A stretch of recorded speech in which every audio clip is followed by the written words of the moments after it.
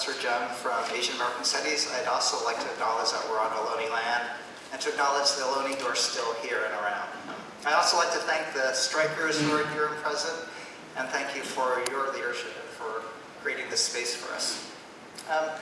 It's sort of fun to be last because I actually want to bring back everything we've been talking about today about what is ethnic studies, if it's going to be required, what do we want to require, who's going to teach it, how will we teach it, and what's the role of being, what are our strategic partnerships?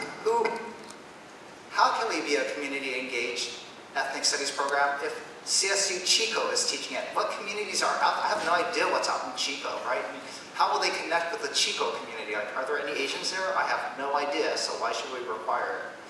And I want to actually engage in some critical self-reflection now, because it's easy for us to say, oh, it's all about the community, it's all about decolonizing ourselves, but for me, I think for this generation of students, it's a lot harder than it might have been 50 years ago. So I want to bring it up and sort of understand what's the situation of our students today, and how does that relate to creating an ethnic studies curriculum, and what's it relate to being developing strategic partnerships. Thanks, Miguel.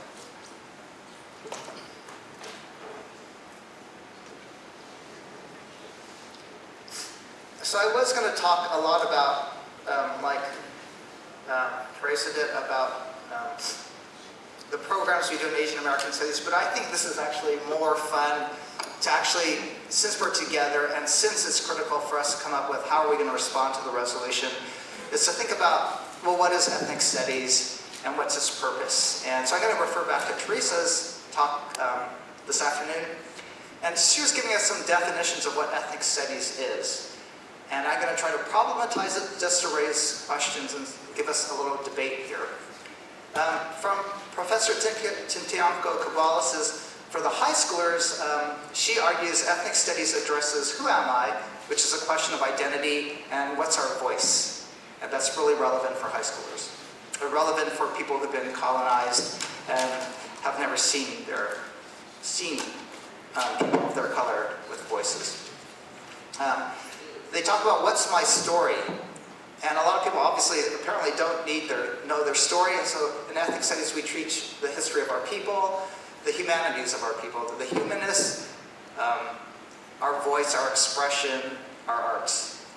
And then the third component of ethnic studies, she argues, is how do I make change towards justice? So how do we become agents of change? How do we become heroes? How do we become members of community? So you guys are following me. That all makes sense to you guys, right? And for Asian American Studies, this is part of our mission statement now. Social justice, activism, equity, and respect for diversity are fundamental principles that guide our work. So ultimately for us, our learning outcomes, if you major in Asian American Studies or take any of our classes, is that you develop these values and you practice them, right? It's praxis. Now the question for me then is, are we actually getting to those outcomes? I don't see that many students becoming organizers. I mean, it seems like my goal is to make a whole bunch of little mini activists. And that's not necessarily happening. And so what would we be satisfied with?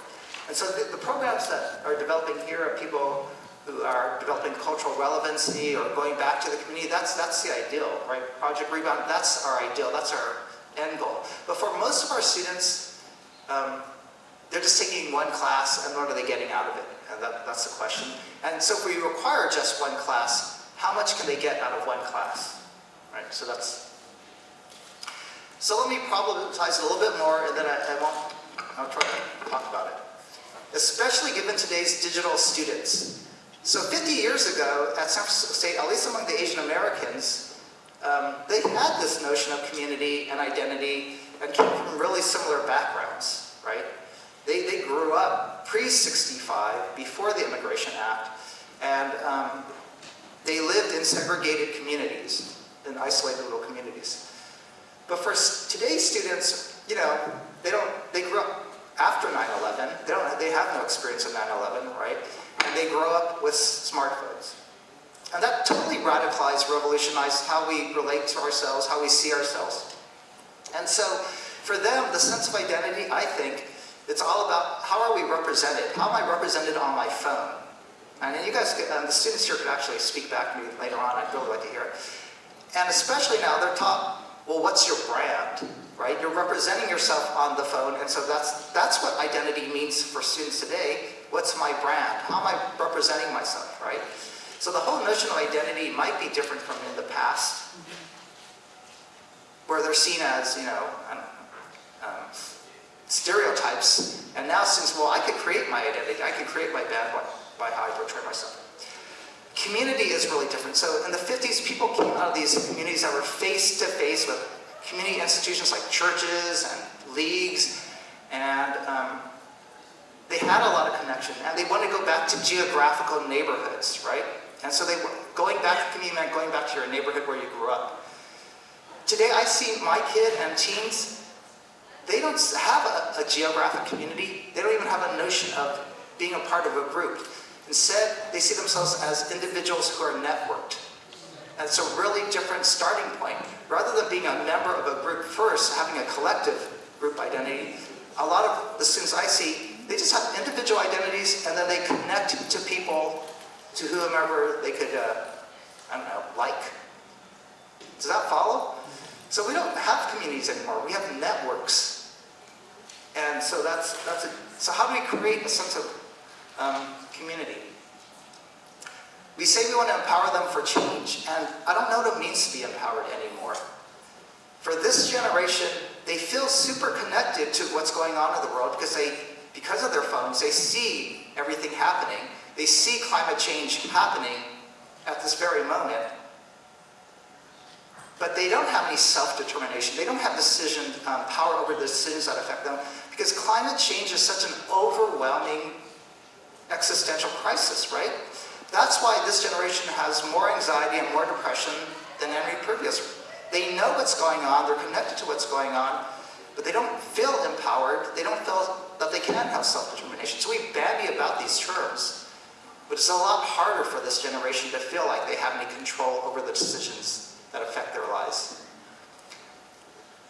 And finally, in Asian American studies, we want to promote these values of justice, activism, equity, and respect.